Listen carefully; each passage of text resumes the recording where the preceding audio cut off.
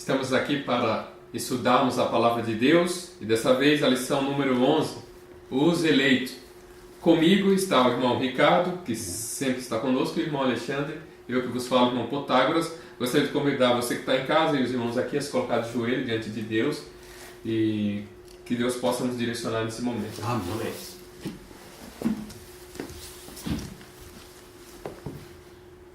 Senhor Deus, maravilhoso Pai, graças que te damos mais uma oportunidade de estarmos aqui estudando a sua palavra. Amém, amém, meu Deus. Que o Espírito Santo possa controlar as nossas vidas, o nosso falar agora nesse momento. Amém, meu Deus. E que os irmãos que vão ouvir também possam sentir o toque do Espírito Santo, para que tudo que for falado aqui seja de proveito para crescimento espiritual nosso. Amém, meu Deus. Perdoa nossos pecados, porque somos pecadores, não temos obras nenhumas para te apresentar ao Senhor, de nós mesmos, porque nossa justiça é como trapo de imundícia.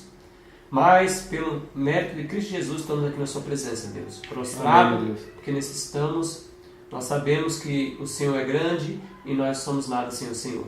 Amém, meu Mas Deus. com o Senhor somos mais que vencedores. Amém. Amém, O Senhor é Jesus. Deus, dá entendimento à tua palavra e ajuda-nos em nome de Jesus. Amém. Amém. Amém.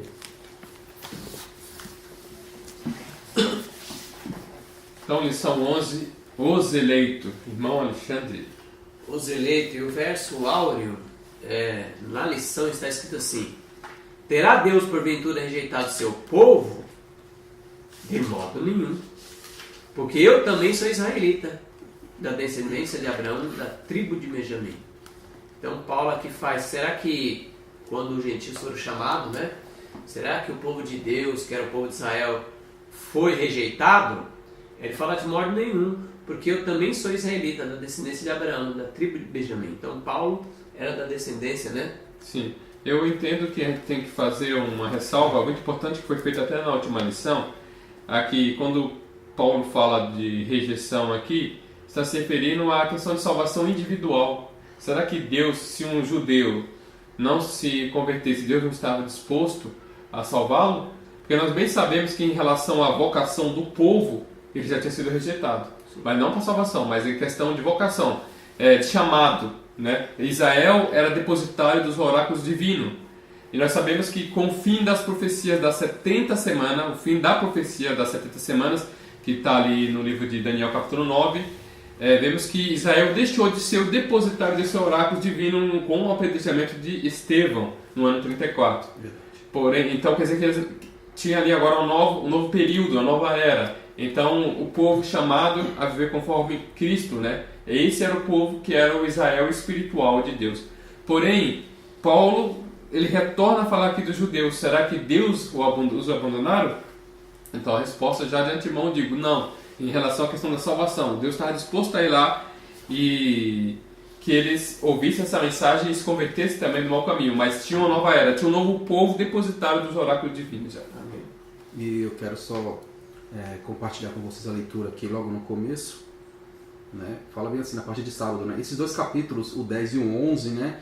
Que é um vai dando continuação ao outro, diz assim: foram e continuam sendo o ponto central de muitas discussões. Um ponto, no entanto, torna-se evidente em todas elas: Deus ama a humanidade e seu grande desejo é ver todo ser humano salvo. Amém. Ainda continua, né? Não há rejeição coletiva em termos de salvação. Romanos 10 deixa muito claro que não há diferença entre judeu e grego. Todos são pecadores e todos precisam da graça de Deus concedida ao mundo por meio de Jesus Cristo. Essa graça chega a todos, não por nacionalidade, nem por nascimento, nem por obras da lei, mas pela fé em Jesus, que morreu como substituto dos pecadores em todos os lugares. As funções podem mudar, mas o plano fundamental da salvação jamais mudará, né? Então, conforme o Protágoras mesmo leu, nós sabemos, né, que aqui Deus não falou, não, esse povo é o preferido e vai ser esse, ou então não vai ser. Não. Sim. Nunca foi assim para Deus. No contexto aqui, Israel é porque eles tinham em mãos uma função específica. Eles eram os responsáveis pelos oráculos sagrados. E nós sabemos que hoje essa bandeira está em nossas mãos. Amém. Na verdade, está em nossas Amém. mãos. Tinha passado. E assim como Israel naquela época, nós sabemos que no final Israel falhou falhou no seu depósito.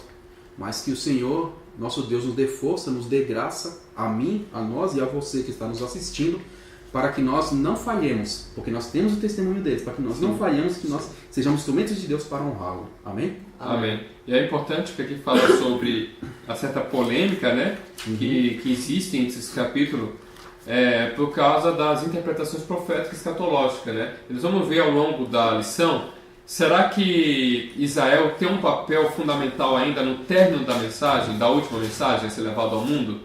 Porque muitos creem assim. Eles vão tentar chegar a uma conclusão sobre esse assunto, porque eles usam esse texto, mistura a questão de... Paulo está falando aqui de salvação, né? Não existe a rejeição nesse sentido de salvação.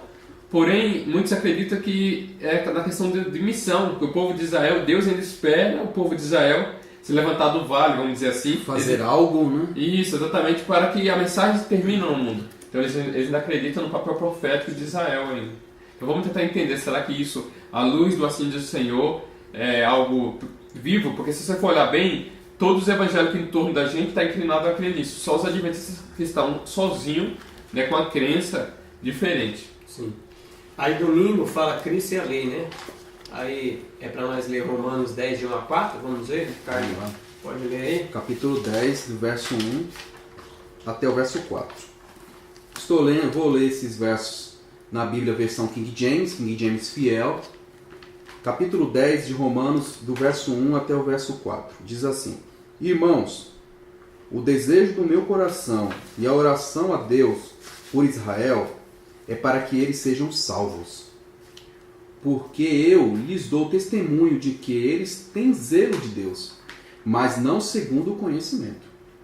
Porque têm ignorado a justiça de Deus e procurando estabelecer sua própria justiça, não se sujeitaram à justiça de Deus. Porque Cristo é o fim da lei para a justiça de todo aquele que crê. Então, qual é a mensagem desse verso para nós? Qual é a mensagem que nos traz para nossos dias, desse verso? Então, primeiramente, eu acho interessante de falar que eles tinham um zelo muito impressionante que os judeus tinham. Sim.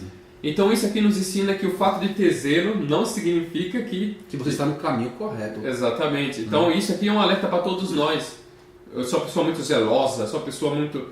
você sabia o que Caifás e Anás eram muito zelosos? Eles eram tão zelosos, não, esse homem não pode continuar falando isso. Então, se Cristo não fosse o Messias, eles estavam totalmente corretos na postura que eles tiveram, né? Então, o fato de ter zelo, uma pessoa muito zelosa, não significa que estamos no caminho certo. Então, temos que se humilhar diante de Deus. Agora, aqui tem algo muito interessante que os evangélicos usam contra os adventistas. Porque o fim da lei é Cristo. E aí, gente? Quer dizer que se o fim da lei é Cristo e nós temos Cristo, para que a lei? Nós devemos entender esse texto que a finalidade da lei é Cristo. É Cristo. Então, o fim não é o fim por si mesmo, é a finalidade. Finalidade. Então, essa lei aponta para quem? Jesus. Para Jesus. É que nem, por exemplo, eu digo, a faca. O fim de uma faca é cortar. Quer dizer que ela vai desaparecer quando ela corta alguma coisa? Não, a finalidade dela é cortar. É cortar. O objetivo, né? O objetivo da lei é apontar para quem? O Salvador. Né? Que é o caráter dele. Que é o caráter dele. Exatamente. E aí fala que, lá em Gálatas vai falar que ela serviu de aio, né? Sim. Então eu acredito que nesse mesmo sentido. Uhum. É interessante que fala aqui, ó, que devemos nos sujeitar a Deus, pois não temos justiça em nós mesmos. E o povo de Israel, eles acabaram, né, por ser depositário da lei, crendo que eles tinham justiça neles mesmos. Eu posso guardar a lei de Deus, eu sou bom, eu sou aquilo, e eles desprezaram o Messias por causa desse orgulho.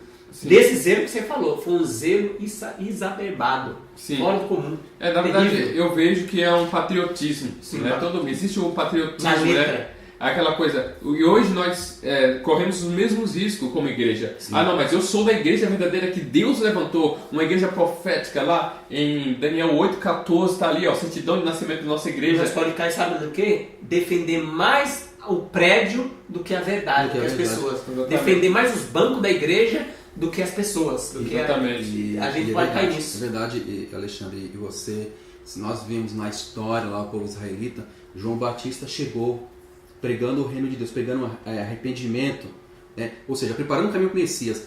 E o que os judeus falaram na época?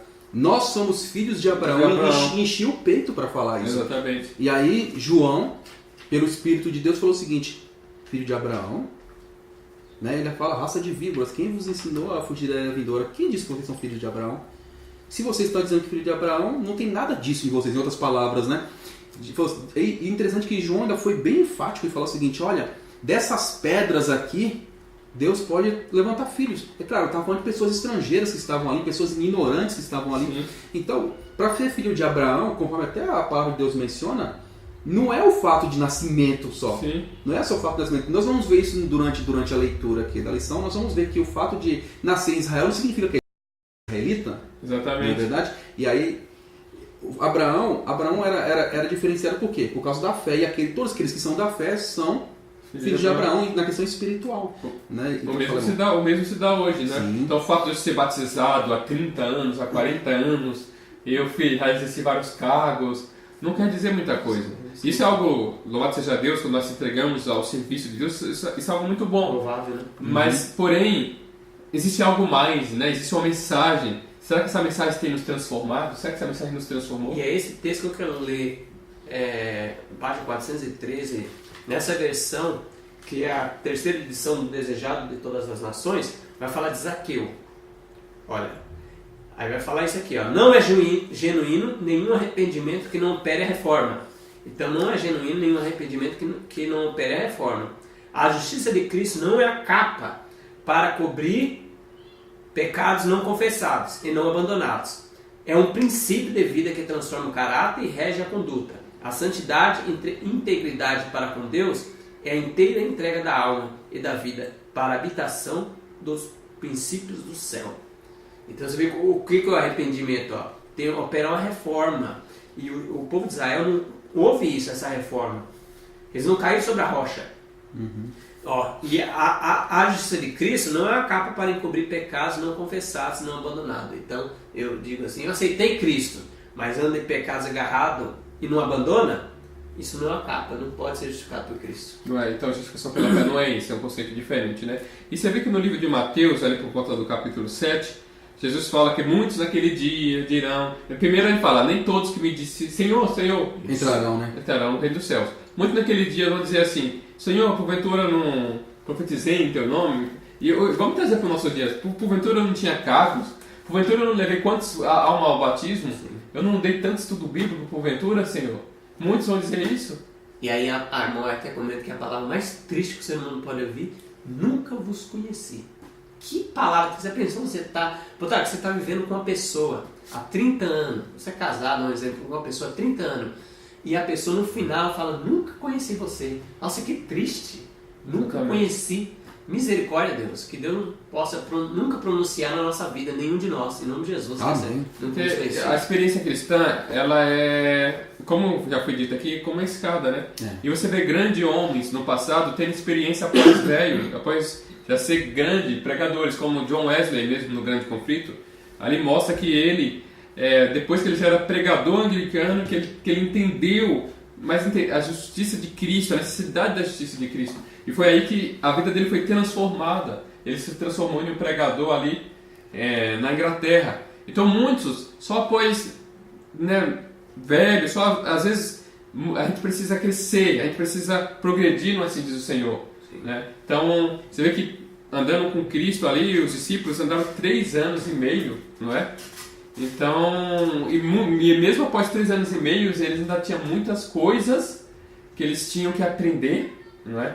Então nós, a mesma coisa, nunca podemos... Aqui, eu acho muito interessante que é dito que eles tinham esse zelo, eles confiavam na justiça, mas quando fala que eles confiavam na justiça deles, está se referindo mais à questão da tradição, do patriotismo. Eu sou da igreja de Deus, eu sou nascido da tribo tal, a minha linhagem é total, eu sou adventista de 4ª geração, eu nasci na igreja, fiz rol do berço, enfim, é isso, é essa justiça, no sentido de tradição, eu estou encravado nessa tradição, não é? E isso não salva. Sim. Verdade.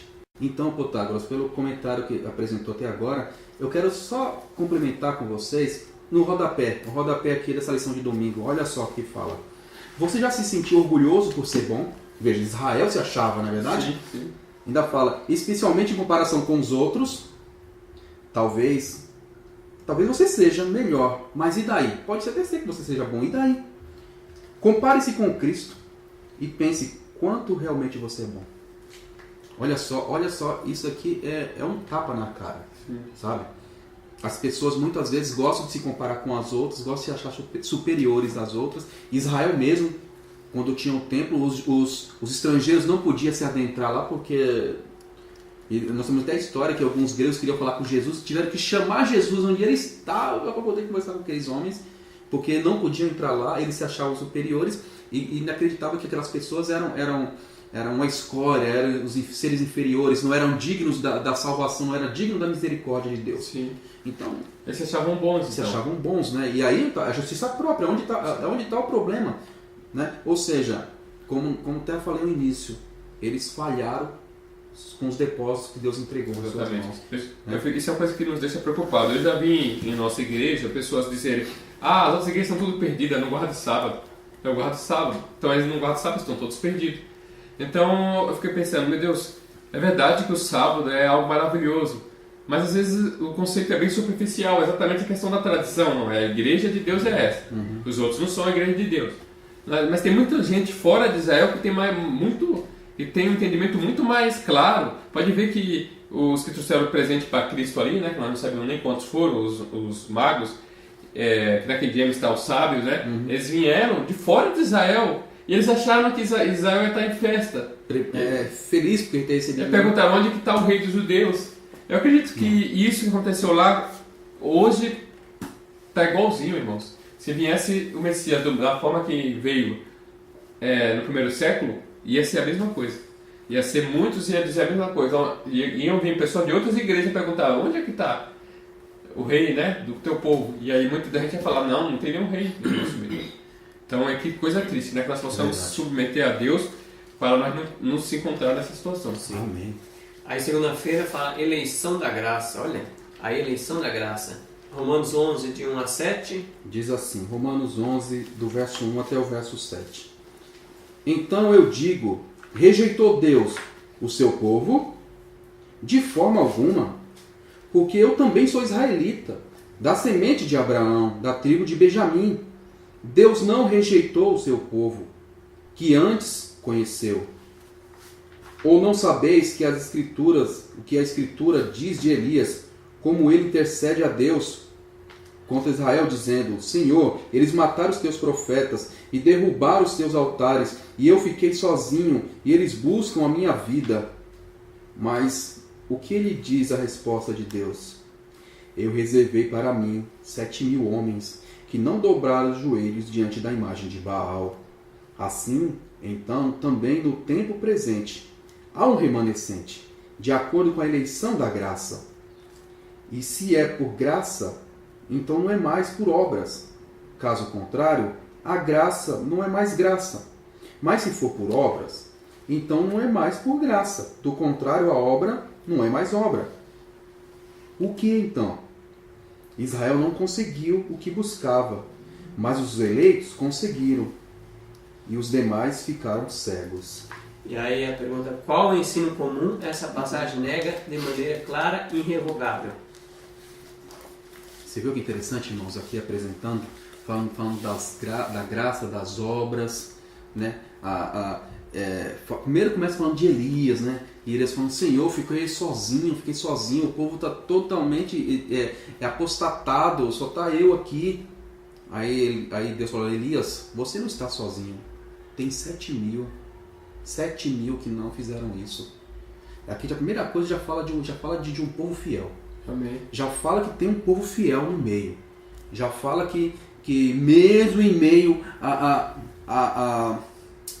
às trevas do pecado ali, tem o povo fiel, tinha o povo fiel ali. Ainda continua. E aí Paulo, ele menciona que essas pessoas que ficaram de pé foi pela graça de Deus. Foi a graça de Deus que os manteve em pé. E falou que não foi pelas obras.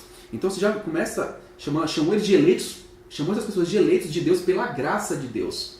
A graça de Deus que transformou, a graça de Deus que os manteve firmes, em pé, e não dobraram o joelho diante de Baal. E aí Paulo fala, né, que Deus rejeitou o seu povo? Não, ele não rejeitou. Ele não rejeitou. Então, ou seja, tem o povo de Deus ali no meio. Né? Tem o povo de Deus ali no meio, nós temos que ter isso em mente, na verdade. Exatamente. Então, o mesmo se dá nos dias que vivemos, né? Deus sempre tem um povo fiel, um povo que Remanescente, busca, remanescente. Agora, é interessante notar que na linha histórica, se você for olhar bem, a igreja cristã sempre estava ligada ao judaísmo. Existia um legado muito forte de judaísmo, né? Na igreja cristã. E você sabe que a separação que houve mais entre o cristianismo e o judaísmo foi por volta do ano 70. Por quê? Por causa da invasão, né, de Jerusalém. Sim. Então a invasão de Jerusalém fez com que houvesse uma grande separação entre o cristianismo e o judaísmo. Antes eles estavam muito vinculados à igreja ali, mas quando Cristo falou que quando vi de Jerusalém ser sitiada, então sabia que está próximo de sua destruição, eles pegaram aquilo ali, entenderam que era hora deles sair de Jerusalém. Nenhum cristão se perdeu ali na destruição de Jerusalém. Eles saíram. Então houve uma certa separação do cristianismo em relação ao judaísmo no ano 70, né, quando houve a destruição. Agora, é interessante que a palavra de Deus no livro de Lucas, no capítulo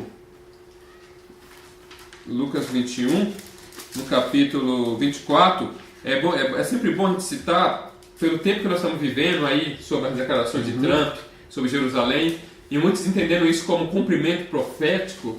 É bom a gente estar bem atento aqui para a gente não ser enganado, né, por doutrinas sedutoras, né, que são apocalípticas, mas ao mesmo tempo não tem base. Primeiramente, não esquecendo da profecia das 70 semanas, né, para deixar bem claro que Israel ele não tem papel profético. E é só deixar claro para os irmãos que estão em casa que, em geral, as pessoas que creem na participação de Israel nos eventos finais, eles creem na literalidade do livro do Apocalipse. Então, quando eles pegam lá o livro do Apocalipse, capítulo 7, capítulo 8, que fala ali dos 144 mil, quem são os 144 mil? 12 mil da tribo de Benjamim, 12 mil da tribo de Judá. Então, eles creem que isso é literal, que é o Israel literal. E aí a gente vai ter grandes problemas, né? Mas eles creem nisso. Então, por isso que eles estão esperando Israel se levantar. E quando houve em 1948 o decreto que trouxe Israel como nação, eles até houve um alvoroço, tá vendo? Nós vamos ver que isso não está de acordo com assim diz o Senhor. Mas só para deixar claro aqui, ó, que em Lucas 21, verso 24, diz assim, ó, que Jerusalém será pisada pelos gentios, até que os tempos dos gentios se completem. Então Jerusalém, atual Jerusalém, será pisada pelos gentios. Quem são os gentios? Todas as nações que... Estrangeiros. Né? Estrangeiros. E quem estuda a história sabe quanto Jerusalém já foi pisado. E vai continuar sendo pisado. Essa é a palavra do nosso mestre. Até o fechamento da porta da graça. E é interessante que o verso 5 de Romanos 11, que o Ricardo leu, está na lição. Assim, pois, também agora no tempo de hoje, sobrevive um remanescente segundo a eleição da graça. E aqui no verso 4 falou que Elias, né? Só eu fiquei. E aí fala que 7 mil que não dobraram o joelho a Baal. Deus conservou 7 mil, né? Que foi o remanescente da época. E Deus sempre teve um remanescente, em todo o período na Idade Média, sempre teve valdenses, anabatistas, sempre teve. E nos últimos dias, o remanescente, as pessoas falam, quem são os remanescentes? Apocalipse 12, 17, ó. Irou-se o dragão contra a mulher e foi pelejar com o restante da sua descendência. O restante, né? Os remanescentes. Os que guardam os mandamentos de Deus e têm o testemunho de Jesus. Então, o povo dos últimos dias, os remanescentes, os últimos desse povo aqui, de Israel, do povo da Bíblia, os que guardam os mandamentos de Deus e têm o testemunho de Jesus. E Apocalipse 19, 10, mandamento de Deus, as pessoas sabem, está em Êxodo 20, né? Os 10 mandamentos. 19, 10, o que é esse testemunho de Jesus? O testemunho de Jesus, 19, 10, está bem aqui no último parágrafo, pois o testemunho de Jesus é o espírito de profecia. Amém. Então, quem são os remanescentes?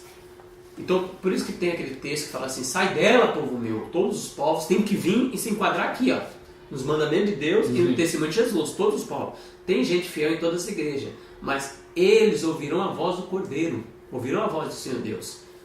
Vinde, povo do Senhor, e haverá um só povo, um só rebanho, né? Sim. Por quê? Porque o remanescente, todos têm que se enquadrar. Sai dela, povo meu, e se enquadra aqui. E vai ter um povo. Se enquadra no em nome de Jesus. Amém. Amém. E eu quero ler também aqui para vocês, complementando o que o Alexandre mencionou.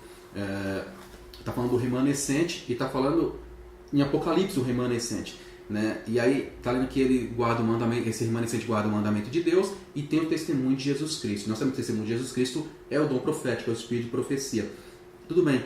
Aí, mas é só isso? Ele só guarda os mandamentos de Deus? Foi só para isso que Deus o chamou? Foi só para isso que Deus chamou o remanescente? Foi só para isso que o remanescente foi eleito? Eu quero ler com vocês, primeira carta de Pedro, capítulo 2. Olha só o que Deus falou por meio da boca de Pedro. Capítulo 2, do verso... 1 Pedro, capítulo 2, verso 9. Olha só o que diz. Vós sois geração escolhida, eleita, sacerdócio real, uma nação santa, um povo peculiar, um povo separado, para que anuncieis os louvores daquele que vos chamou das trevas para a sua maravilhosa luz. Então, o povo escolhido, o remanescente, tem uma missão. Assim como Elias achava que ele estava sozinho, coitado. É uma situação difícil para ele. Ele estava lá, honrando a Deus. E não somente guardar os mandamentos, mas ele mostrava, ensinava o caminho. E os 7.000 também ensinou o caminho. Eles estavam ali, mas eles estavam ali firmes. É a mesma coisa o remanescente hoje. O remanescente de Deus, eles guardam os mandamentos, têm o testemunho de Jesus Cristo, sim. Mas também tem outra coisa. Eles trabalham em prol que a luz brilhe. Eles não somente guardam e fica para eles como exclusivistas, como o povo israelita começou a achar que eles eram, é só para nós, vocês não merecem, vocês não são dignos. Não, o remanescente não faz isso. O remanescente guarda, faz tudinho, e deixa, e anuncia os louvores daqueles que vos chamou, que vos tirou das trevas para a sua maravilhosa luz. Amém? Mas é interessante notar que o irmão Alexandre falou também sobre o testemunho de Jesus e o espírito de profecia. Mas será que, olha a coisa interessante, nós guardamos o mandamento, nós temos o testemunho de Jesus, que é o espírito de profecia, mas nós não lemos. Não, o importante é que nós temos. Mas praticar também, isso aí não importa, isso aí não é ponto de salvação. Mas aí, irmão, se uma pessoa ou um grupo de pessoas agir nessa linha de raciocínio, eles vão se remeter à mesma situação de João Batista quando estava batizando, e aí chegou aqueles homens e reclamando com ele, discutindo com ele, ele falou: raça de víboras, quem vos ensinou a fugir da ira vindoura? E eles falavam: nós somos filhos de Abraão, lembra? Nós somos filhos de Abraão. E aí ele falou o seguinte: dessas pedras Deus traz filhos, né? Ele falou: dessas pedras eu levanto filho. Então, não é o fato de eu pertencer à questão à igreja verdadeira, de eu ter conhecimento da palavra de Deus que Deus ensinou para nós, ter todo o instrumento da parte de Deus para que eu possa levar os outros, que me leva à salvação, que me leva a Cristo, mas eu não colocar na minha vida. Porque os judeus, Jesus mesmo falou que a salvação vem dos judeus, mas quantos dos judeus estavam apoiados nisso, estavam firmados nessa salvação? Só estava no patriotismo. Patriotismo. Então, muitas vezes, como você mencionou, muitas vezes os cristãos hoje estão firmados nas paredes, no nome, no título no título, porque eu sou da igreja tal, eu sou da igreja verdadeira, lá eu guardo todo, lá a minha igreja guarda todos os mandamentos, minha igreja tem um dom profético, tá? A igreja ótimo. Que bom, maravilha. Mas isso faz diferença na sua vida? Você está sendo luz? Você está sendo como Israel tinha que ser? Ou você está agindo como Israel agiu? Sim. Porque Israel fracassou por causa disso. Exatamente. Não é verdade? Então você tem... Se eu desse para vocês um mapa do tesouro, e aí, nesse mapa do tesouro, lá está dizendo, né, todas as regras. E aí depois você fala assim: eu não encontrei o tesouro. Aí eu pergunto: ué, você seguiu a regra? Não precisa da regra. Nem o fim, nem o não, para que regra? Não, eu sou inteligente, eu tenho aqui o fulano que estava me guiando comigo, né? Ele estudou tudo, ele sabe, né? Não precisa. Irmãos, quando Deus revela alguma coisa, primeiro ali ele demonstra o amor dele por nós, primeira coisa. Segunda coisa, se ele revela alguma coisa, porque aquilo é relevante. E se eu rejeitar aquela revelação, eu estou rejeitando a Deus que revelou. Então, e outra coisa, vamos supor, se Deus falar assim: ó, você tem que parar de comer isso, está vindo uma crise aí terrível, e outros lá atrás, em uma crise menor, já não comia isso, e aí você vai ter que parar de comer porque vai ter uma crise terrível. E aí você vai responder para Deus assim: ah, não, mas isso não é ponto de salvação? Irmãos, ponto de salvação é só um, que é Cristo, porém tem algo que a gente deve considerar. Que amor é esse que nós demonstramos a Deus quando nós pegamos a coisa e falamos: isso não é ponto de salvação? Roupa, isso não é ponto de salvação? Comida, isso não é ponto de salvação?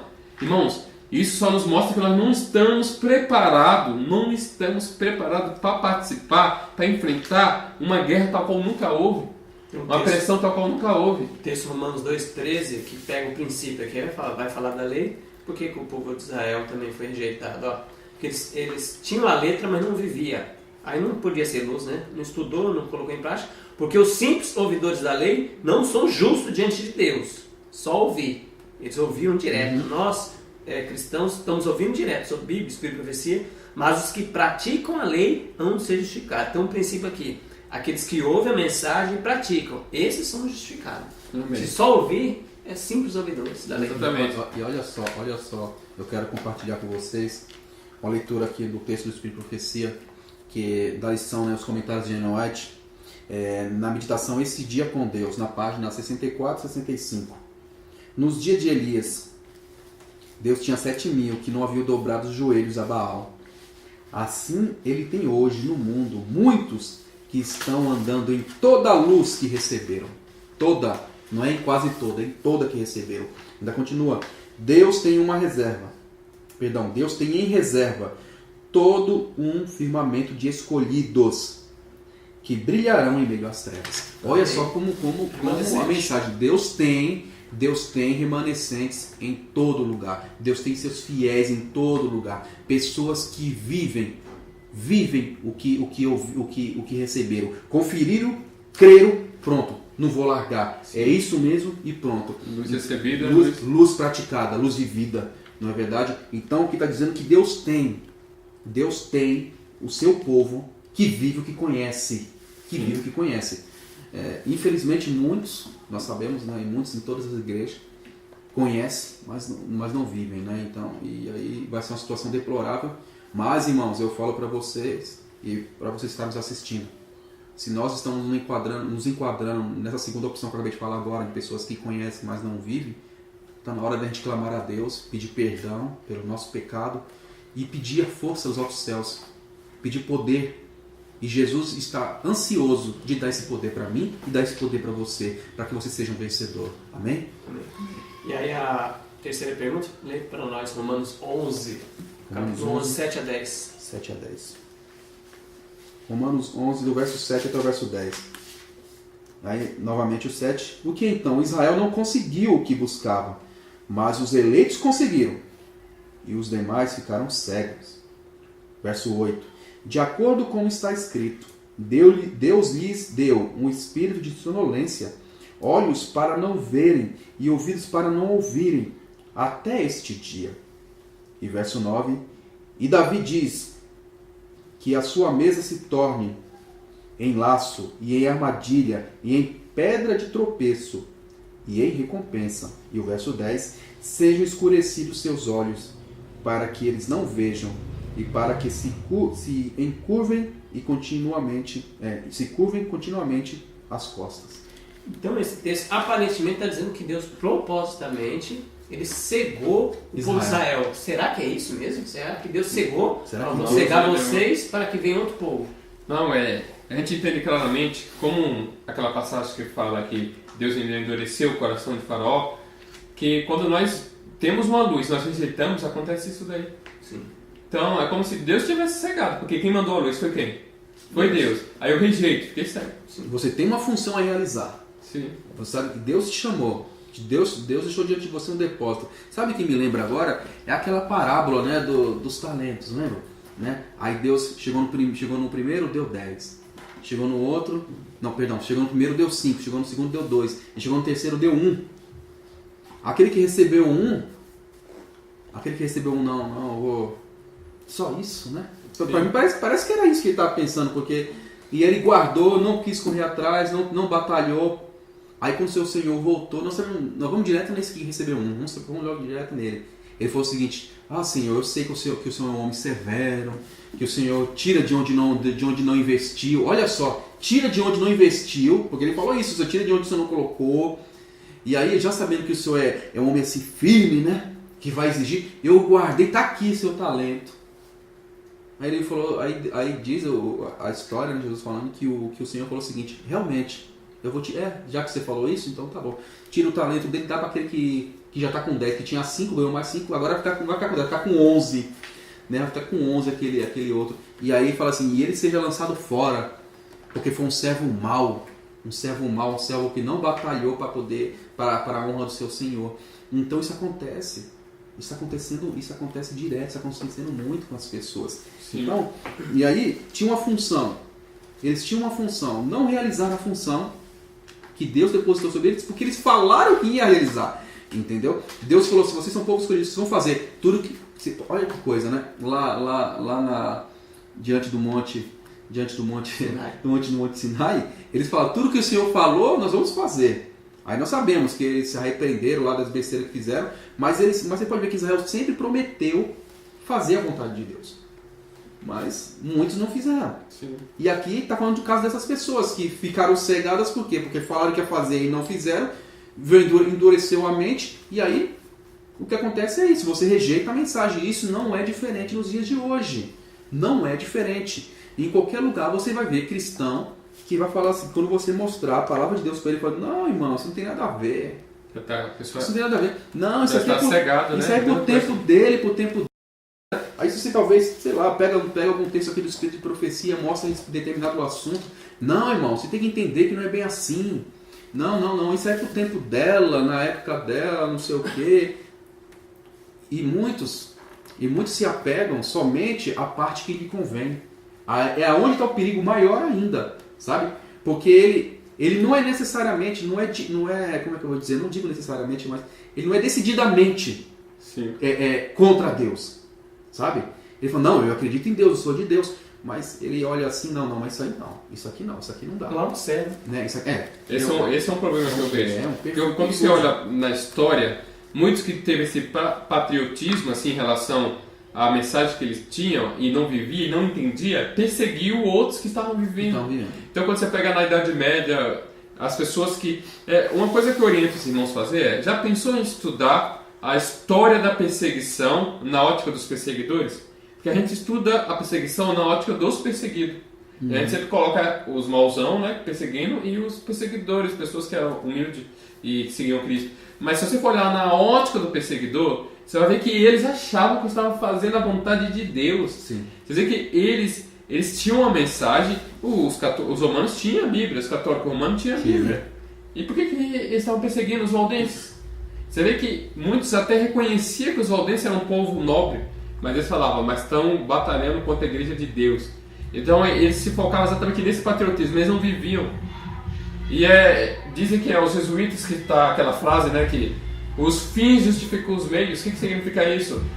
Os fins, se o fim é a igreja romana dominar, então qualquer meio que eu utilizar válido, né? É válido. Posso matar, posso roubar, entendeu? Então isso é algo triste de ver que a pessoa que está cega, que nem Paulo falou ali, ele se coloca a perseguir aquele remanescente que está obedecendo a palavra de Deus. Foi como Jesus, né?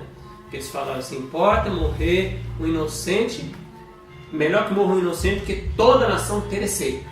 Eles não queriam que a nação perecesse, né? Verdade. Tem um texto da irmã White aqui, está no comentário bíblico alimentício, volume 6, página 1201, que ela vai falar o que você falou lá, quem endurece o coração. Será que é a própria pessoa? Só para dar uma ênfase, não está escrito, ó.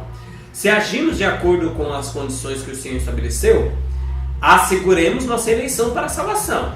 Então, se agimos de acordo com a condição que o Senhor estabeleceu, asseguramos nossa eleição para a salvação. E qual é essa condição? A perfeita obediência aos seus mandamentos. É evidência de que amamos a Deus e de que não estamos endurecidos no pecado. Cristo tem uma igreja em todas as épocas, como nós comentamos. Há na igreja aqueles que não experimentaram nenhuma melhora ao se ligarem a ela. Eles próprios violaram a condição da sua eleição. A obediência aos mandamentos de Deus nos dá direito ao privilégio da sua igreja. Ela escreveu em 1898. Então quem é da igreja de Deus? Os obedientes é que falam. Sim. Esses são os eleitos da graça. Os obedientes. Exatamente. Eu imagino que Esaú deveria ser um cara confiante. Eu sou primogênito. Deus chamou Abraão e deu uma promessa para Abraão e eu sou herdeiro de tudo, tudo isso aí. Ele não levou nem em consideração a importância do encargo sobre ele. Não, é outra coisa. O importante é a herança que vai ficar comigo. Eu sou primogênito, então a herança fica comigo. Então, só para enfatizar, quem é do povo de Deus? É os obedientes, mas não é uma obediência em si mesmo.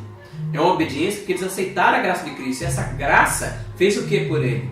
Fizeram eles obedecer por essa graça, porque de nós mesmos, nós tentamos, o povo judeu, disseram assim, como o Ricardo falou, tudo que o Senhor disser a gente vai fazer, tudo. Só que eles, em sua própria justiça, eles tentaram e não conseguiram, não conseguem. Agora, aqueles que conseguiram é porque aceitaram a graça de Cristo, pegaram no braço onipotente e conseguiram, porque de nós mesmos não conseguem. Amém? E agora, terça-feira que nós vamos ver, né?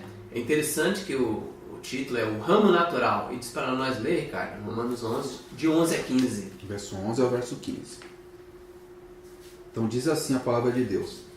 Então eu digo, eles tropeçaram para que caíssem?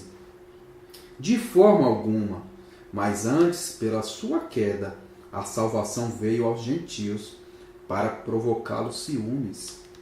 Ora, se a sua queda é a riqueza do mundo, e a sua diminuição a riqueza dos gentios, quanto mais a sua plenitude. Porque eu falo a vós, gentios, enquanto sou apóstolo dos gentios, eu magnifico o meu serviço, para ver se de alguma maneira eu possa provocar a emulação aos que são da minha carne e salvar alguns deles. Porque se a sua rejeição é a reconciliação do mundo, qual será a sua aceitação, se não a vida dentre os mortos? Então aqui a pergunta é, qual é a verdade, qual é a grande verdade, a esperança, né, apresentada por Paulo nesse texto? A grande esperança. O que aconteceu aí? Você viu o que Paulo tinha em mente? Ele primeiro falou para os gentios, né, para os estrangeiros, olha, por causa deles, né, agora está na mão de vocês, né, vocês têm uma chance, né, de não somente aceitar a salvação, mas também ter um serviço nas suas mãos. Porque Israel era o portador do serviço. Sim. Não eram os estrangeiros, era Israel. A salvação, porque a vida da pessoa pensa, quando a pessoa lê a princípio, pensa que é salvação. Porque Israel caiu, agora sim a salvação veio a todos. Não, não é isso. A salvação sempre veio a todos.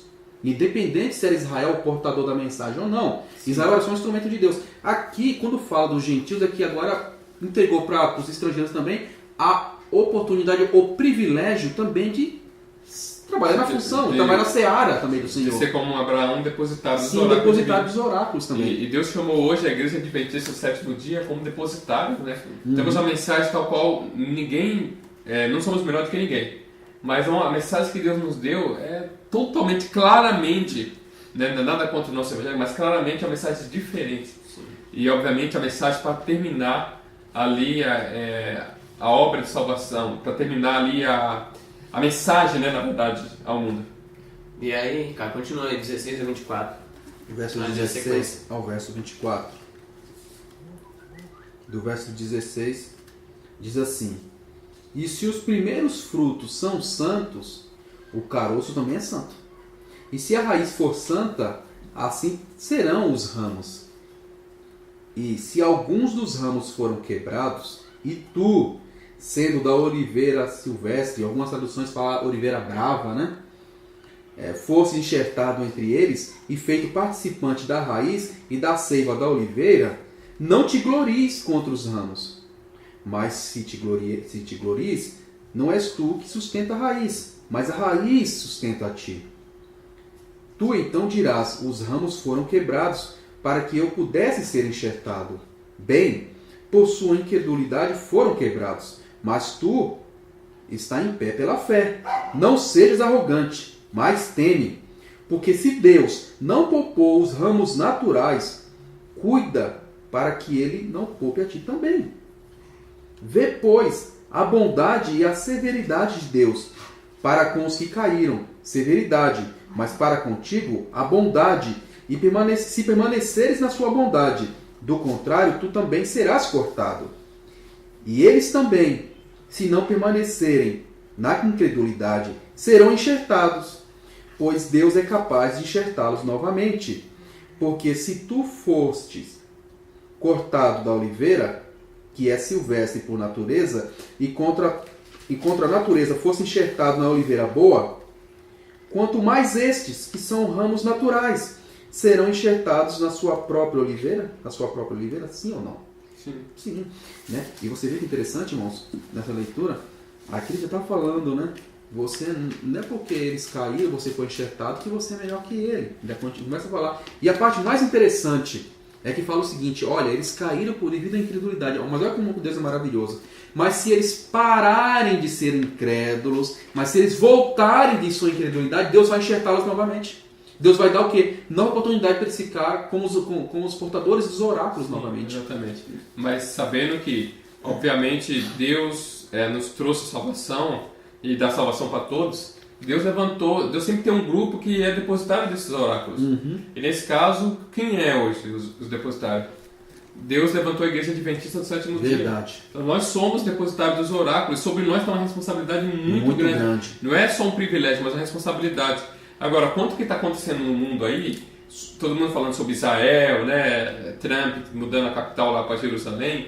Gostaria até de ler aqui, irmão, só para deixar bem claro aqui para os irmãos, aqui no Comentário Bíblico Adventista, no volume que fala de Isaías a Malaquias, que é o volume 4, aqui no comecinho logo vai falando algo bem interessante sobre a compreensão profética do papel de Israel e a respeito dos 1260 anos, né? Aqui fala na página 38, logo no começo, tem um artigo falando sobre a história da interpretação do livro de Daniel. E aqui é comentado no finalzinho do último parágrafo da página 38, que diz assim, ó, que houve uma restauração, deixa eu só explicar o contexto, houve uma restauração do historicismo profético, que é baseado no livro de Daniel, ali na Reforma Protestante. Porém, diante dessa restauração, olha só, diante dessa restauração protestante da interpretação profética, a Contra-Reforma levantou a contra-interpretação concebida pelo jesuíta Francisco Ribeira, falecido em 1591, e Luís de Alcazar, falecido em 1613. Eles tentaram reduzir o anticristo a apenas um indivíduo, em vez de um sistema, qual dominaria durante 1260 dias literais, em vez de 1260 anos. Ribeira propôs que o anticristo seria um futuro judeu infiel, não um cristão, que reinaria em Jerusalém, em vez de Roma. E este foi o principal contra-ataque da Igreja Católica Romana e se tornou a posição católica oficial. Porém, enquanto Ribeira empurrava o anticristo para o futuro, Alcazar puxava para o passado, fazendo dele o antigo imperador romano pagão. Então, dois grupos surgem com os jesuítas ali da Contra-Reforma. Um jogando tudo para o futuro, que é o futurismo, e o outro jogando tudo para o passado. Isso já aconteceu, isso não águas passadas move moinho, não tem nada a ver com o que estamos vivendo. E olha só, meus irmãos, na página 40, que vem dizendo bem esclarecedor aqui, ó. Página 40, no último parágrafo.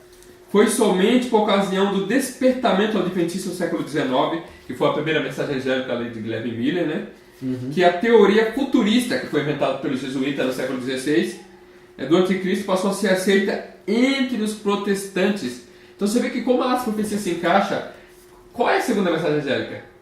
Caiu Babilônia. Então as igrejas que compõem Babilônia ficou caída naquele período. E olha, justo nesse período que eles ficaram caídos, eles rejeitaram o historicismo e passaram a crer em doutrina jesuíta. Quem está dizendo isso é o Comentário Bíblico Adventista. Eles passaram a crer em doutrina jesuíta bem no período da segunda mensagem angélica. Então olha como é que diz assim: a teoria concebida pelo Francisco Ribeira, católico romano jesuíta da Contra-Reforma, dizia que o chifre pequeno seria um indivíduo tirano que reinaria em Jerusalém e não em Roma, que surgiria no fim dos tempos e não na Idade Média, que reinaria por 3 anos e meio literais. 3 anos e meio literais. Ali está no filme Deixado para Trás, fala desse anticristo reinando 3 anos e meio literal. Ou seja, aquele filme, irmão, se você já deve ter assistido, Deixado para Trás, foi baseado em ideias jesuítas que odiavam os protestantes. E continua dizendo assim, ó: inicialmente adotado por Samuel Maitland, da Inglaterra, foi abraçado depois por James Todd e William Burge, ambos de Dublin, na Irlanda. A partir deles, e com o católico Manuel Lacunza, o futurismo, que é essa ideia fundada pelos jesuítas, se espalhou lentamente entre alguns pré-milenialistas do Velho Mundo e então do Novo Mundo, até se tornar a opinião geralmente aceita pelos fundamentalistas evangélicos. Então, vocês veem claramente que aqui é o comentário bíblico adventista é bem sóbrio, é bem centrado na história, na verdade. Então está bem claro que os jesuítas, no intuito de abafar o protestantismo, no intuito de acabar com aquelas ideias que o historicismo leva à ideia de que o Papa é que é a besta. Então eles fundaram uma ideia de que não, o Papa não é a besta, que o Papa não é o anticristo. Vai ser o homem que vai vir e vai reinar em Jerusalém 3 anos e meio. Então tá um alvoroço hoje aí sobre o fato de Trump ter feito Jerusalém a capital. Muitos estão achando que esses 3 anos e meio estão chegando. Mas saiba, esses 3 anos e meio são jesuítas, não tem nada a ver com o protestantismo. A verdadeira interpretação profética, escatológica dos protestantes chama-se historicismo. Faça um estudo do livro Daniel, faça um estudo do livro Apocalipse. Tem até a Bíblia Fácil. Se vocês que estiver assistindo quiser assistir, vai lá no Bíblia Fácil, lá no YouTube, eu já assisti. Lá explica claramente o verdadeiro historicismo que os protestantes deveriam crer. Uhum. Amém. E obrigado, irmão Potários, aí apresentando o contexto, né? E você vê que Israel, a esperança, né? Para Israel, e o irmão chamou até atenção porque as pessoas estão assustadas, né? Você sabe como é que é, né, irmão? Vê um burburinho aí, as pessoas já ficam assim. Será que agora? Sabe o que parece? Olha, vai ser até meio talvez assim, simplório o modo que eu vou falar. Muitas pessoas estão parecendo, sabe aquele cachorro pastor alemão? Né? Quando ele está assim deitado, quando ele ouve um barulhinho, já levanta as orelhas, já fica em pé. Qualquer burburinho já levanta a orelha em pé. Mas, por quê? Para qualquer coisa. Então, nós temos que fazer como que nem você falou, estudar a palavra de Deus. Ver realmente qual é a missão de Israel, o que Deus colocou diante de Israel. Né? A lição aqui está mostrando. Está mostrando que Israel tinha uma função a realizar. E Israel, como um povo, infelizmente, eles falhou. E isso é fato. Né? E eu quero ler com vocês aqui, porque está diante de nós agora a bandeira está nas nossas mãos. Né? E como eu disse, né, e eu repito, que Deus tenha misericórdia de nós, que Deus nos dê força, que Deus nos dê poder, para que nós não falhemos como Israel. Né? E eu quero ler aqui com vocês, Mente, Caráter e Personalidade, na página 54, né? E aqui o título é Normalidade Sadia. Página 54 fala o seguinte: precisamos compreender que estamos realmente enxertados na videira tronco. Se estamos, podemos ter maneiras diferentes timbres de voz, vozes diferentes. Vós podeis olhar as coisas de determinado ponto de vista. Podemos ter ideias diferentes entre nós em relação às Escrituras. Não em oposição às Escrituras, mas nossas ideias podem variar. Minha mente pode correr em linhas que lhes são mais familiares, e outros podem pensar e adotar um ponto de vista de acordo com seus traços de caráter e ver motivo de profundo interesse em certo aspecto da questão, que outros não apanham. O que eu li isso aqui para vocês? É o seguinte: nós estamos vivendo momentos onde, irmão Potágoras, se você não crê, não entende do jeito que eu entendo, você é errado.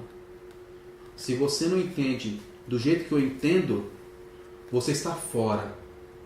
E eu não sei se todo mundo algumas pessoas já passaram por isso. Muitas vezes porque você tem um ponto de vista diferente, porque Deus dotou todo mundo, conforme está sendo apresentado aqui pelo Espírito de Profecia, Mente, Caráter e Personalidade. Deus colocou diante de nós o livre-arbítrio, a livre capacidade de pensar. Nós somos agentes moral livres. Desde que eu não fuja das Escrituras, não fique inventando nada, eu tenho o direito de pensar diferente de você. E aí, muitas vezes, eu não sei, quem está nos assistindo, se já passou por isso, não sei de qual igreja você é, né, ou da Adventista de outra igreja, aí você não concorda com determinado irmão, não acho que é bem assim não sei o quê. Aí muitas vezes esse irmão, ou talvez líder, não sei, pode taxar você como uma pessoa que está indo contra a mensagem, mas não é isso. Aqui está falando que todos nós Deus já formou pessoas variadas, né? E isso é muito importante, tá? Mente, caráter e personalidade. Então, todos estamos aqui para trabalhar na seara do Senhor. Nós somos enxertados, todos foram enxertados na videira, né? E você pode ver que a videira está lá, a planta, mas os galhos são iguais? Nós não somos iguais, os galhos não são iguais. Os galhos têm formatos diferentes, né? Eles vão ali, eles estão todos ligados na videira, mas parece que estão indo para um jeito diferente do outro, né? É o pensamento, é o modo de agir. Nenhum vai igual. Não é que nem aquelas... Você vai na região aqui da 25 de março, onde você vai lá e compra aquelas árvorezinhas de Natal, que é só aquelas madeirinhas atravessadas, que é tudo retinho. Daí você vai lá e decora. Não é isso. Não é isso. Então todo mundo tem essa liberdade. Essa liberdade, né, de ter uma linha de raciocínio. Mas no final, nós sabemos que todos fazemos parte do corpo de Cristo. Na verdade, então eu queria enfatizar isso, porque muitas vezes as pessoas compreendem mal. Pensa porque pelo fato do irmão estar falando alguma coisa, o irmão está falando diferente do que eu estou falando, eu penso, não, esse irmão não é de Deus, esse irmão está indo contra a mensagem, esse irmão está indo, talvez, indo contra a igreja. Isso não é isso. Quando eu falo isso, eu que estou indo contra a igreja de Deus. É eu que estou indo contra a igreja de Cristo. Então tem que tomar muito cuidado, porque quando eu falo contra o meu irmão, que meu irmão talvez esteja numa linguagem, uma linha de raciocínio diferente da minha, sim, além de eu estar julgando o meu irmão, estou colocando como juiz, que é perigosíssimo, né? Eu estou indo contra a igreja de Deus nesse comportamento, porque eu estou falando que o meu irmão está errado. E não é... Quarta-feira, todo Israel será salvo. Aí Romanos 11, 25 e 27. Romanos 11.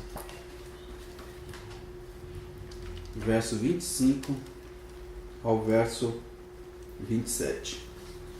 Porque eu não quero, irmãos, que ignoreis esse mistério, para que não sejais sábios em seus próprios conceitos, que endurecimento ocorreu em parte a Israel, até que tenha entrado na plenitude dos gentios. E assim todo Israel será salvo, como está escrito: virá de Sião o libertador, e desviará de Jacó as impiedades. E esse será o meu pacto com eles, quando eu tirar os seus pecados. Você vê, irmão, que aqui já começa, né, falando o seguinte, contando do mistério, né, que nós não nos ignorar esse mistério de Deus, e que nós não sejamos aos nossos próprios olhos sábios, nosso próprio entendimento, achando, não, eu estou certo, é bem assim. Não é do jeito muitas vezes que nós pensamos. Sim. E aqui está falando de Israel sendo salvo, né, conforme que nem está no título aí, Israel sendo salvo. Mas você pode ver que interessante, está falando o seguinte, ó, porque está escrito: virá o libertador e desviará Jacó de suas iniquidades e impiedades, e esse será o meu pacto com eles, quando eu tirar os seus pecados. Mas aí nós ficamos pensando, Israel todo vai ser salvo. Será que é isso mesmo? Israel todo vai ser salvo? Será que é o povo de Israel todo vai ser salvo? Ou aqueles que fizeram um pacto com o libertador? Amém.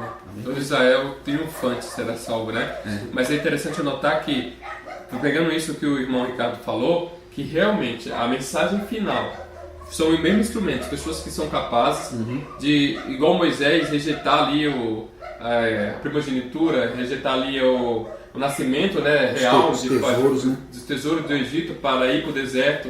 São pessoas que, como José, é capaz de rejeitar, né, todo oferecimento ali do mundo. Enfim, então, essa humildade que Deus nos procura, de rejeitar os títulos mundanos, as posições mundanas, né?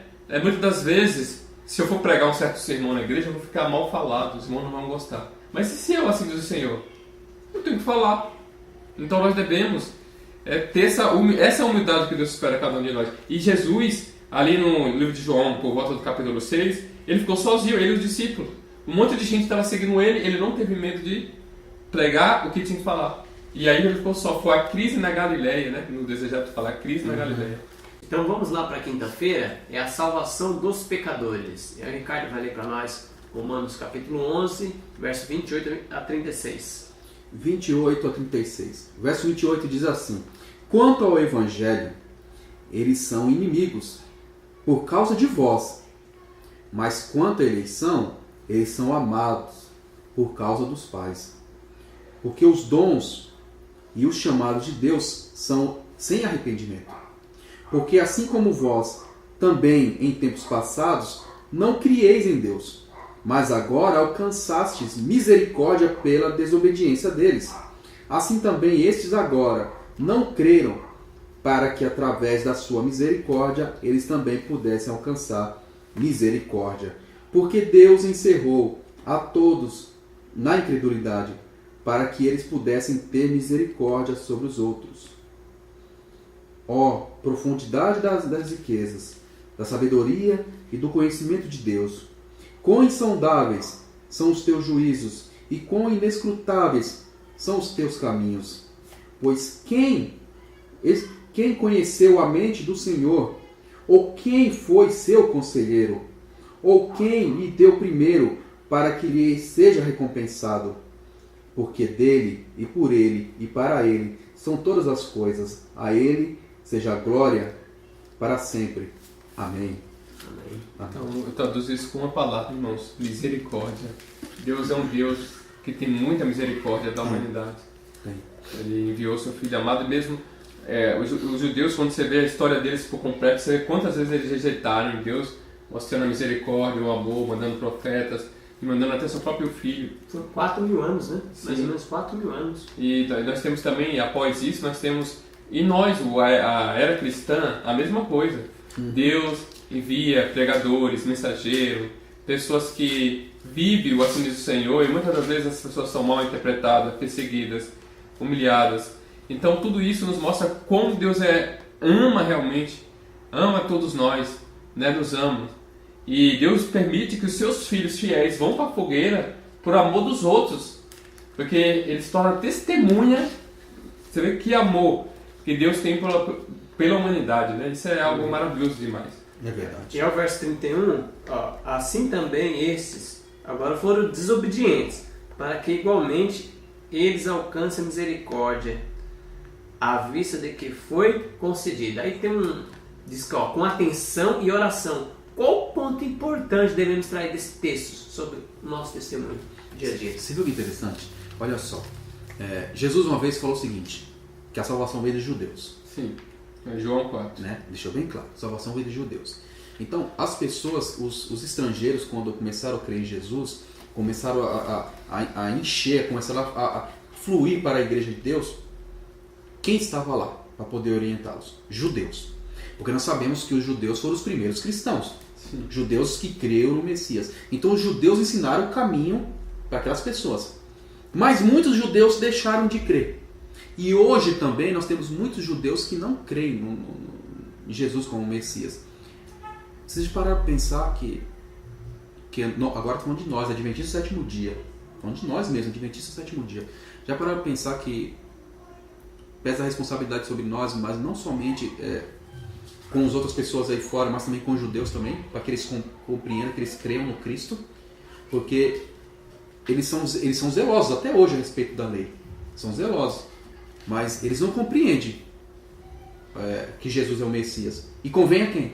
A mostrar para eles que Jesus é o Messias. Convém a mim, convém a você que é adventista do sétimo dia. Essa é uma realidade. Nós temos que ter isso em mente, sabe? E o nosso testemunho fala muito alto. Fala muito alto. Não só para essas pessoas que estão aí fora, pessoas gentios aqui fora, a gente pode comparar na questão espiritual, né? Sim. Mas os judeus mesmo, agora estou falando judeu, o povo judeu, literal. Nós somos testemunhos para eles. Eles estão olhando, eles estão vendo. Será que não? Porque eles são muito zelosos. Sim. Então a questão do sábado, por exemplo. Eles são muito zelosos. O que é mais fácil pregar para um judeu? Nós ou um outro que rejeita o sábado? Com certeza nós temos assim quando ele fala de adventista guarda do sábado, já ficam mais. A guarda deles baixa um pouquinho. Sim. Mas aí eu fico pensando, nós somos instrumentos hoje, eu falo para mim, falo para você. Nós somos instrumentos hoje, instrumento para honra ou instrumento para desonra? Porque do modo que eu me apresentar para aquela pessoa, nesse caso para o judeu, quem está falando do judeu diretamente aqui, sim, ele vai aceitar ou não? Ele vai aceitar Jesus como transforma, porque eu falo que Jesus transforma, que Jesus liberta. Todos os chavões que a gente ouve o pessoal falar no meio cristão, até no meio evangélico no geral. Sim. Jesus transforma, Jesus liberta, Jesus cura, e Jesus é maravilhoso, Jesus é bom. Tá. Eles ouvem muito falar isso. A questão é, a minha vida demonstra isso? É uma coisa muito séria. E eu quero ler aqui para... Meu caráter demonstra isso. Eu já tive a oportunidade de conversar com uma pessoa que dizia que era judeu, não sei se de nascimento ou se provavelmente tinha se tornado, que ele falava que uma vez ele conversou comigo, ele falou que só conversa com você porque eu sei que você não come carne de porco. Olha, Eu sei que pode parecer algo assim meio simples, né? Mas para eles isso é importante. Então, para alcançar os judeus, para alcançar até os muçulmanos, que também não comem carne de porco, quem é que tem maior argumento? Pode ter certeza que somos nós. É verdade. E eu quero dividir com vocês um trecho aqui do Testemunho para a Igreja, volume 1. Está na página 128. O capítulo é Os Dois Caminhos. Olha só o que diz. Na estrada larga todos estão preocupados com a sua pessoa, suas vestes, seus prazeres. Dão-se livremente ao riso e à zombaria e não pensam no termo da viagem e nem na destruição certa no fim do caminho. Cada dia se aproximam mais e mais de sua destruição. Contudo, loucamente se lançam mais e mais e depressa. Como me pareceu terrível isso. Vi, percorrendo a estrada larga, muitos que tinham sobre si escritas estas palavras: morto para o mundo. Próximo está o fim de todas as coisas. Estejam vocês preparados. Pareciam precisamente iguais a todas aquelas pessoas frívolas que em redor se achavam, com a diferença única de que de uma sombra de tristeza que lhes notei no rosto. Sua conversa era perfeitamente igual à daqueles que, divertidos e inconscientes, se encontravam em redor. Mas enquanto mostravam com grande satisfação as letras sobre suas vestes, convidando os outros a tê-las sobre si. Estavam num caminho largo e, no entanto, professavam pertencer ao número dos que viajavam no caminho estreito. Os que em redor deles estavam diziam: não há distinção entre nós, somos iguais, vestimos, falamos e procedemos semelhantemente. Irmãos, aqui eu falo misericórdia, que Jesus, nosso Senhor, tenha misericórdia de nós, se nós estivermos nos enquadrando nisso aqui. Aqui, irmãos, eu quis ler para vocês, porque esse texto aqui está chamando a atenção para um testemunho, uma coisa muito séria. Aqui está falando de pessoas que, semelhante ao Israel, o Israel falava o seguinte: nós somos filhos de Abraão, nós somos herdeiros da promessa, nós estamos no caminho, nós não vamos negar o Messias, quando o Messias vier nós vamos reconhecê-lo.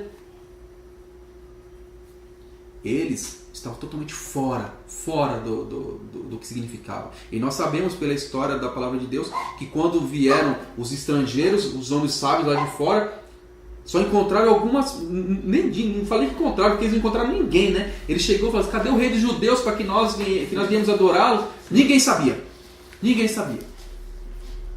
E só fala que a Bíblia só menciona alguns pastores de ovelha cuidando lá, mencionando isso. O resto do povo todinho não estava atento a isso. E aqui, né, só terminando o raciocínio, os irmãos já podem até falar. Aqui está falando agora, aplicando para nós.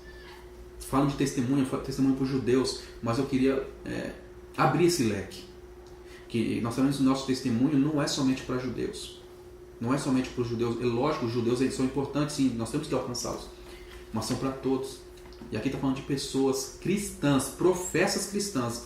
E aqui está dizendo que elas, né, diziam: mortos para o mundo. Nós estamos mortos para o mundo.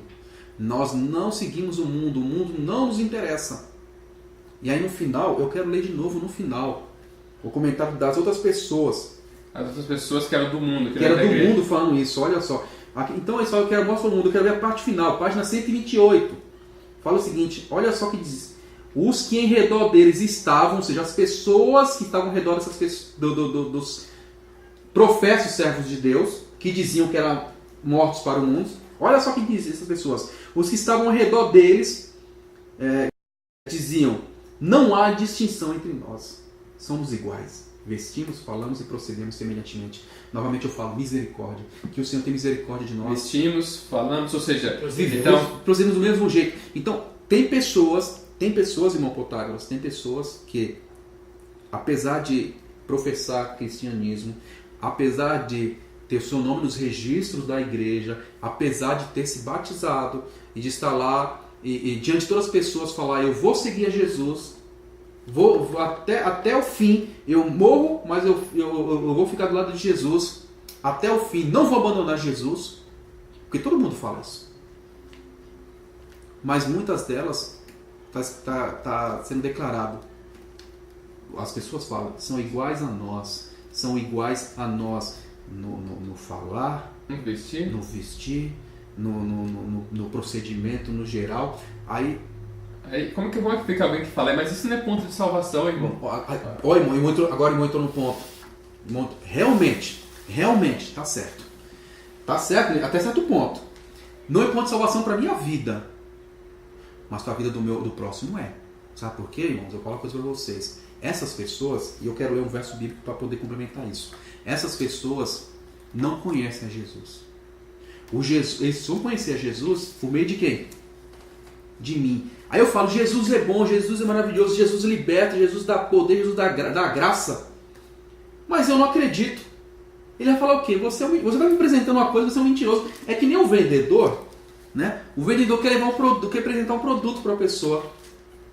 Mas nem o vendedor acredita que o produto é bom. Você acha que a pessoa vai comprar? É bem complicado. E eu quero ler um texto. Eu quero ler uma passagem bíblica. Está aqui em 2 Pedro. Espera aí só um minutinho, por favor. 2 Pedro. Tiago. Não, perdão. 1 Pedro. 1 Pedro, capítulo 2. Capítulo 2, verso 12. Olha só, 1 Pedro 2, verso 12. Olha o que diz. Sendo o vosso comportamento honesto entre os gentios, entre os de fora. Se for para nós aplicar entre os de fora. Para que, apesar de falarem mal de vocês... Nossa, não gosto de crente. Não gosto, né? Como falam de malfeitores, eles possam glorificar a Deus no dia da visitação, pelas obras que em vós hão de contemplar. Veja só. Então, eles... Aqui, olha só que interessante. Está dizendo aqui que essas pessoas vão bendizer o nome de Deus, vão glorificar a Deus. Por quê? Por causa das boas obras minha e sua. Então, essas pessoas... é claro, não sou eu que converto ninguém. Ninguém converte ninguém. A gente sabe disso. É o Espírito Santo que converte. Mas, um instrumento poderosíssimo para levar a pessoa para Cristo, para salvar a pessoa, é as obras dos crentes. É as obras dos fiéis. Pode ter certeza, porque ele vai ver. Assim como o irmão sempre menciona muita parte histórica. John Hus, quando estava lá na fogueira, virou cinzas do seu corpo. Virou cinzas. E quantas pessoas olhou para aquele homem lá? O que esse homem tem de especial? Por que esse homem morreu? O que tem tão especial nesse Jesus que esse homem está falando? As pessoas iam. E nós sabemos que quanto mais derramava sangue de cristão, parecia como semente, diz o grande conflito, parecia semente, as pessoas iam atrás. Por que essas pessoas davam glórias a Deus? Por causa do testemunho, por causa das obras dos fiéis. E olha que até na morte de John Hus e muitos outros ganharam pessoas para Cristo. Então, irmãos, as nossas obras não nos salvam, isso é verdade, não nos salva. Mas é instrumento de Deus para a salvação dos outros. E na sexta-feira tem um texto que fala que uma profecia que a profetisa fez, que nos últimos dias o que vai acontecer? Há entre os judeus alguns que, como Saulo de Tarso, são poderosos na Escritura. E esses proclamarão com maravilhoso poder e imutabilidade a lei de Deus. Quando seus servos trabalharem com fé pelos que há muitos têm sido negligenciados e desprezados, sua salvação será revelada. Ao serem escrituras do Antigo Testamento combinado com o Novo, numa explanação do eterno propósito de Jeová, isso será para muitos judeus como raiado uma nova criação. A ressurreição da esperança ao verem Cristo da dispensação do Evangelho retratado nas páginas da Escritura do Antigo Testamento e perceberem que claramente o Novo Testamento explica o Antigo, suas adormecidas faculdades despertarão e eles reconhecerão Cristo como Salvador do mundo. Muitos receberão Cristo pela fé como seu Redentor. Amém. Olha que lindo, está em Atos dos Apóstolos, página 381. Então você vê, por isso que nós temos que dar um bom testemunho, porque nos últimos dias esses judeus zelosos, né, Sim. vão abraçar a mensagem, vão ser poderoso instrumento na mão de Deus. Amém. E nos auxiliar, né? Amém. Porque aqui, ó, na primeira pergunta, fala aqui, ó, visto que a lei, pergunta para discussão, visto que a lei de Deus, especialmente sábado, será enfatizada nos últimos dias, nós sabemos sábado e domingo, né? Não é razoável pensar que os judeus desempenharão a função em ajudar a esclarecer algumas questões diante do mundo, visto que muitos deles são tão zelosos quanto os adventistas do sétimo dia em relação aos 10 mandamentos? Então, por que eles vão nos ajudar? Porque eles entendem profundamente, né, a questão da motivação. Você tem um sábado ali na criação, você tem um sábado como um memorial, né, mesmo da criação. Então eles vão entender. Então falta eles entenderem a mensagem, falta eles progredirem na mensagem de redenção, né? E aí eles entendendo isso, eles podem proclamar até com maior zelo até. E interessante, como você falou, Protágoras, lembrando que os judeus não são uma igreja, são uma nação. Sim. Uma nação, assim, estou falando dos fiéis, né? Sim. Que guarda o sábado. Uma nação, a única nação do mundo que tem por consideração a lei de Deus. É claro, não conhece o Messias, a gente sabe disso. Mas há de conhecer, pode ter certeza, há de aceitar o Salvador. Agora imagina só, quando essa nação, pelo menos a maioria dessas pessoas, que eu tenho esperança que a maioria dessas pessoas aceitem, essa nação quase toda aceitar Jesus como seu Salvador. Uma nação inteira. Além de ter a fé de Jesus e guarda os mandamentos de Deus também, junto com os adventistas. Imagina só a força que vai ter nesse mundo. Amém. Não é verdade? Eu tenho uma terceira pergunta para a discussão aqui que é interessante, para nós fechar, né, com o resumo. O que podemos aprender com os erros de muitas pessoas do antigo Israel? Como a gente leu, né? Que eles foram quebrados, nós somos enxertados. Como podemos evitar essas mesmas coisas hoje em nós? Não cair no mesmo erro que eles caíram. Então, você vê que está bem claro ali no 1 Coríntios 10, né? Contando a história do povo de Israel. E eu creio que a chave é não acreditar no que fulano e ciclano disse. Primeiro é se humilhar diante de Deus, depois é ir por você mesmo examinar as escrituras. Não ficar confiando no que um falou que é assim, o outro falou que é assado. Então eu creio que é de suma importância cada um de nós, por nós mesmos, fazermos a pesquisa e entender. Nós temos hoje Bíblia para tudo quanto é lugar, nós temos Espírito de Profecia para tudo quanto é lugar. Até no celular, até na aparelho celular, bem lembrado, né? De graça. de graça tem áudio. Para quem não gosta de ler, tem um áudio livro, você pode colocar lá enquanto está limpando a casa, você está ouvindo o livro do Grande Conflito. Então, para não cometer o mesmo erro, eles terceirizaram a espiritualidade deles, a vida espiritual deles terceirizada. Não, o sumo sacerdote está resolvendo isso. E nós podemos cair no mesmo erro que, ó, Testemunho para a Igreja, volume 3, página 171, vai comentar o que você falou. 1 Coríntios 10, de 1 a 11, ó. Como antigo Israel, eles não deram atenção à luz e não podia ver a necessidade de restringir o apetite dos que fez aquele povo. Os filhos de Israel queriam carne e disseram, como dizem muitos hoje em dia, sem carne morreremos. Deus deu carne a rebelde de Israel, mas com ela estava a sua maldição. Milhares deles morreram enquanto a carne havia desejado estava entre seus dentes. Temos um exemplo do antigo Israel e a advertência de não fazermos como eles fizeram. Sua história de incredulidade e rebelião está registrada como especial advertência para que não sigamos os exemplos deles e murmurarmos contra as reivindicações de Deus. Como podemos prosseguir em nosso caminho, assim indiferentemente escolhendo a própria conduta, seguindo a luz dos próprios olhos? Afastamos mais de Deus, como os hebreus de outrora? Deus não pode fazer grandes escolhas para o seu povo hoje, advento sétimo dia, devido à sua dureza do coração e pecaminosa incredulidade. Olha, Deus não faz acepção de pessoas, mas aqueles que em todas as gerações temem ao Senhor e praticam a justiça são aceitos por Ele. Ao passo que estão murmurando, sendo incrédulos e rebeldes, não terão seu favor nem a bênção prometida aos que o amam. A verdade nelas andam. Os que têm luz, é nós, e não andam nela, mas desatendem às reivindicações de Deus, verificarão que suas bênçãos serão mudadas em maldição e suas misericórdias em juízo. Deus quer que aprendamos a humildade, a obediência ao lermos a história do antigo Israel, que era seu povo escolhido peculiar, mas trouxe sobre si destruição por seguir o próprio caminho. Então bate com aquele texto lá que Israel foi quebrado a videira e nós fomos enxertados. Aí Deus fala assim, se você não poupou o ramo natural, ele vai poupar o ramo que foi enxertado? Não vai. Se for desobediência, ele quebra, enxerta de novo o povo de Israel e nós, ó, fora. Misericórdia, Deus. Misericórdia. Aí tem um texto aqui que é bem interessante, só para um texto da Bíblia, que está em 1 Samuel 2,30. Porque o povo de Israel diz assim, né? Nós somos povo de Deus, escolhido do Senhor. Olha 1 Samuel 2,30. Portanto, diz o Senhor, Deus de Israel, na verdade, dissera eu que a tua casa e a casa do teu pai andaria diante de mim, perpetuamente. Deus não falou que o povo de Israel era ser perpétuo, os sacerdotes, os levitas?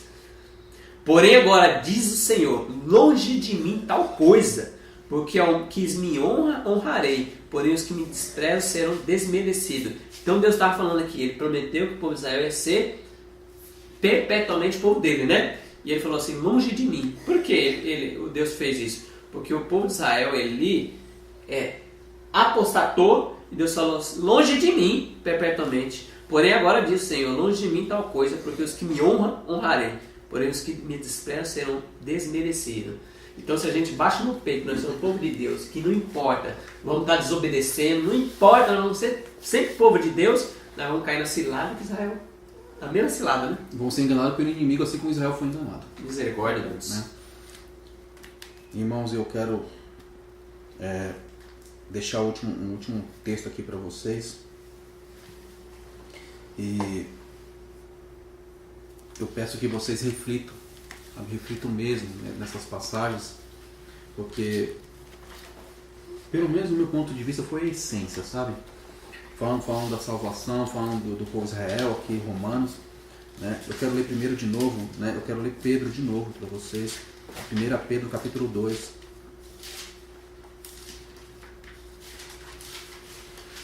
1 Pedro capítulo 2, verso 9, fala assim, vós sois uma geração escolhida, uma geração eleita, um sacerdócio real, uma nação santa, um povo peculiar, para que anuncie os louvores daquele que vos chamou das trevas para a sua maravilhosa luz.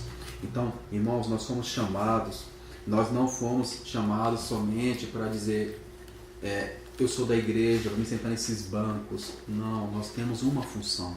E aqui eu quero ler outro em Mateus capítulo 5, verso 16. Aqui é Jesus falando, tá? O nosso Salvador.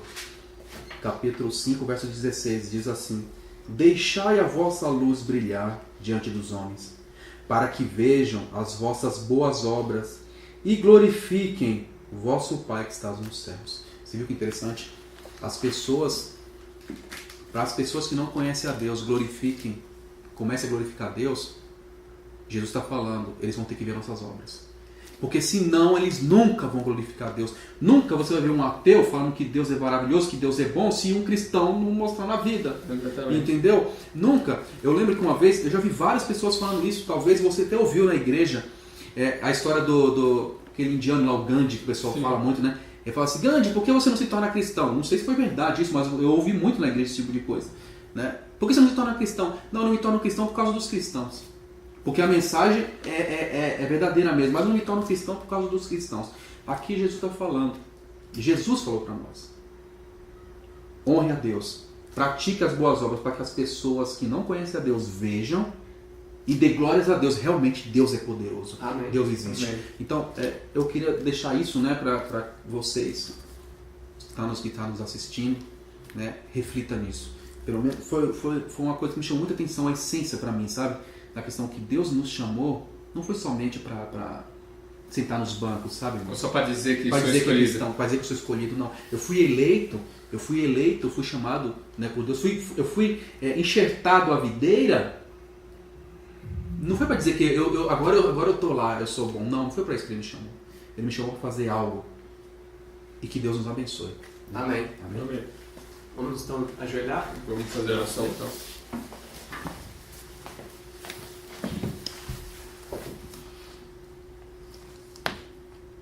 Deus bendito que estás nos céus, louvamos o seu nome, Senhor, por tudo que o Senhor fez, faz e ainda há de fazer em nossas vidas. Amém, meu Deus. Senhor bendito, sabemos que somos frágeis, somos fracos, Senhor, somos pó, mas nós sabemos que Ao homem, todas as coisas são impossíveis, mas com Deus tudo é possível.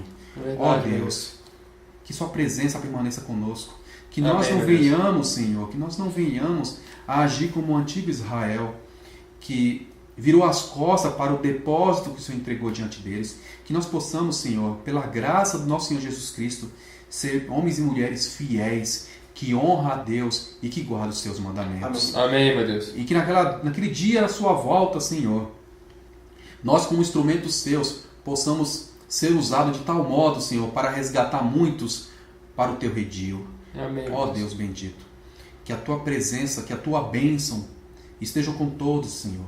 Esteja com todos que estão nos assistindo. Esteja com seus familiares. E que o Senhor dê força a cada um deles, Senhor, para que sejam pessoas fortes, cristãos autênticos, homens e mulheres que honram a Deus, que preferem morrer do que pecar, que preferem morrer do que desonrar o seu Deus. Amém, ó Deus, fortaleça-nos na tua presença. É o que rogamos em nome do Senhor Jesus Cristo. Amém. Amém.